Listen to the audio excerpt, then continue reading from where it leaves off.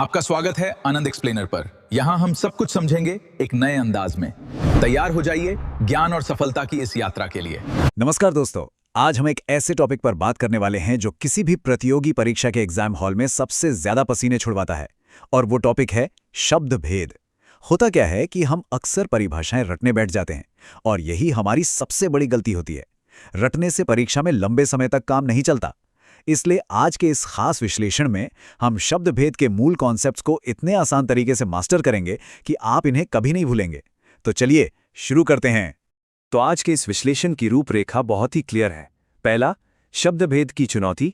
दूसरा, तत्सम और तद्भव शब्द। तीसरा, देशज और विदेशी शब्द। चौथा, एक बहुत ही शानदार सुपर रिवीजन ट्रिक। और आखिरी में हम देखेंगे पिछले वर्षों के कुछ जरूरी परीक्षा प्रश्न। तो चलिए आते हैं अपने पहले पॉइंट पर, जो है शब्द भेद की चुनौती।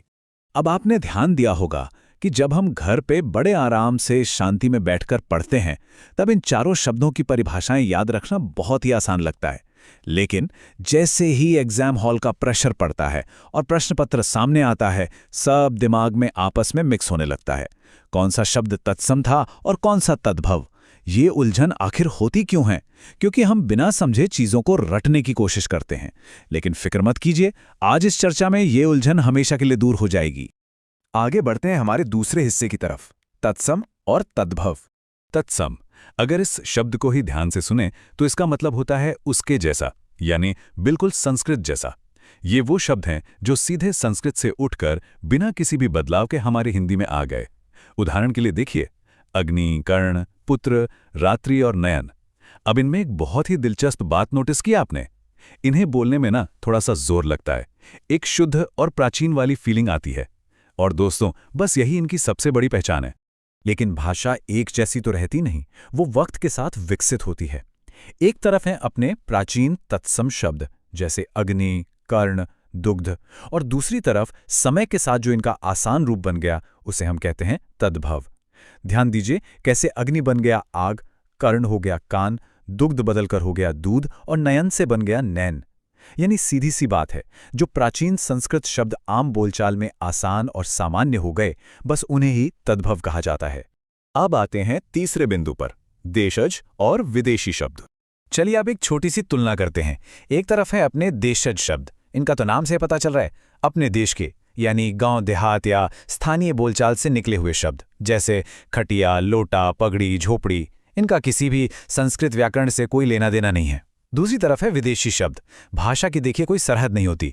जब अरबी, फारसी या अंग्रेजी जैसी बाहरी भाषाओं के शब्द हमारी हिंदी में ऐसे घुल मिल गए कि पता ही नहीं चलता, तो वो विदेशी शब्द कहलाए। उदाहरण के तौर पर अरबी से आई किताब और अदालत, फारसी से आई कमीज और अंग्रेजी की रेल।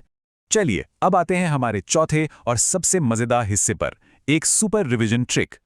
एग्जाम के उस हाई प्रेशर माहौल में ना बस ये 4 आसान बातें दिमाग में सेट कर लीजिए।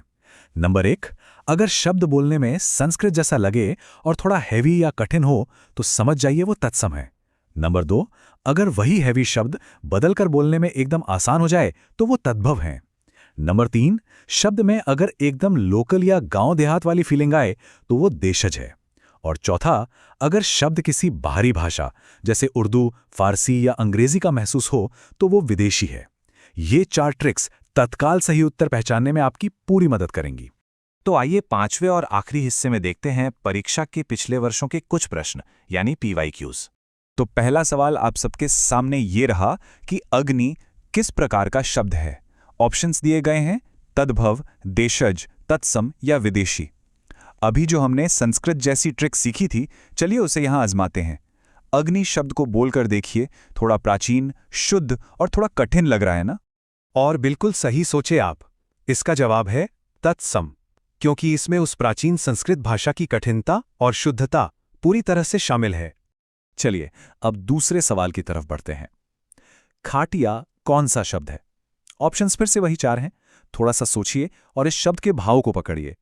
क्या इसमें कोई संस्कृत वाला प्रभाव दिख रहा है? बिल्कुल नहीं। क्या ये किसी देश के बाहर से आया है? नहीं, ये तो एकदम अपने आंगन, अपने गांव और स्थानीय मिट्टी से जुड़ा हुआ लगता है। तो जाहिर सी बात है, जवाब है देशज। खटिया पूरी तरह से ग्रामीण जीवन और स्थानीय बोलचाल से निकला हुआ शब्द है। किसी प्राचीन ग्रंथ या बाहरी भाषा से इसका दूर दूर तक कोई रिश्ता नहीं है। अब इन 2 शब्दों पर एक नजर डालिए। किताब और रेल। अपनी रोजमर्रा की जिंदगी में हम इन्हें इतना सामान्य रूप से बोलते हैं कि लगता है इनका जन्म यहीं हुआ है। एकदम देसी लगने वाली ये रेल सच में क्या यहीं की है? इनका आखिर मूल स्रोत क्या है? और इनका सही उत्तर है विदेशी। जी हां, किताब दरअसल अरबी भाषा से लिया गया है और रेल शब्द सीधा अंग्रेजी से आया है। ये शब्द बाहर से आकर हमारी भाषा में इतनी सहजता से शामिल हो गए हैं कि बिल्कुल अपने से लगने लगे हैं। अब एक रूपांतरण यानी ट्रांसफॉर्मेशन का सवाल देखते हैं। प्रश्न है कि दुग्ध का तद्भव रूप आखिर क्या होगा? विकल्प दिए गए हैं दूध, दही, दुग्धा या डुग। यहां बस ये ध्यान रखना है कि एक प्राचीन शब्द जब सिंप्लीफाई होता है, आसान होता है, तब क्या बनता है? दुग्ध को आम बोलचाल में उच्चारण करना थोड़ा सा कठिन प्रतीत होता है, ठीक? और वही शब्द पीढ़ी दर पीढ़ी आसान होकर बन गया दूध। समय के साथ दूध जैसा हैवी तत्सम शब्द सरल होता गया और नए तद्भव शब्द दूध का जन्म हुआ। भाषा का असंभव से आसान तक का ये सफर वाकई में बहुत दिलचस्प है। तो दोस्तों, इस पूरे विश्लेषण को मैं एक बहुत ही महत्वपूर्ण विचार के साथ खत्म करना चाहूंगा। व्याकरण जब रटने के बजाय मूल कॉन्सेप्ट्स को पकड़कर पढ़ी जाती है, तब वही परीक्षा में चयन का मुख्य आधार बन जाती है। सच कहूं तो रटने से शायद आपको थोड़ी देर के लिए फायदा दिखे, पर फाइनल एग्जाम में उस प्रेशर कुकर वाले माहौल में केवल और केवल आपकी ठीक समझ ही आपके काम आएगी। आज शब्द भेद को इतने लॉजिकल तरीके से समझने के बाद ये वक्त है खुद से सवाल पूछने का कि क्या आपकी वर्तमान पढ़ाई का तरीका सच में आपको सफलता की तरफ ले जा रहा है? इस पर विचार जरूर कीजिए। ऐसे ही समझते रहिए और आगे बढ़ते रहिए।